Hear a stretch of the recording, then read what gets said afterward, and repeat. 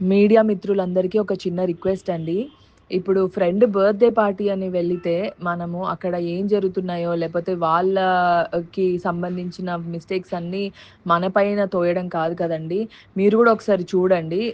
చూసి దాన్ని బట్టి నిజంగా ఏమన్నా ప్రూఫ్స్ లేపోతే ఏమన్నా మనం గూడా ఏమన్నా మిస్టేక్ చేశామని తెలిసుంటే అప్పుడు మీరు నా ఫోటో వేస్తే బావుంటుందండి. కానీ ఎలాంటి ప్రూఫ్స్ లేకుండా మీరు నా ఫోటో యూజ్ చేసి ఇలా నెగెటివ్‌గా చేస్తే నా కెరియర్‌కి ఎంత ఇబ్బందండి. ఎంత కష్టపడి I have come this far.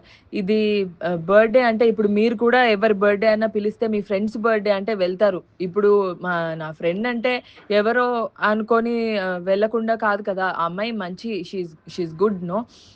అలా నా ఫ్రెండ్ అని చెప్పి నేను వెళ్ళాను.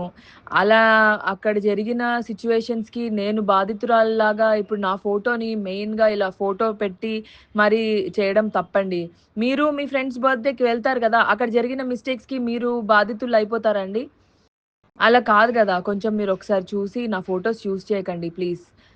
ఇట్ ఈస్ వెరీ బ్యాడ్ నాకు ఆహ్, ఇబ్బందవుతదండి. ప్లీజ్. Thank you.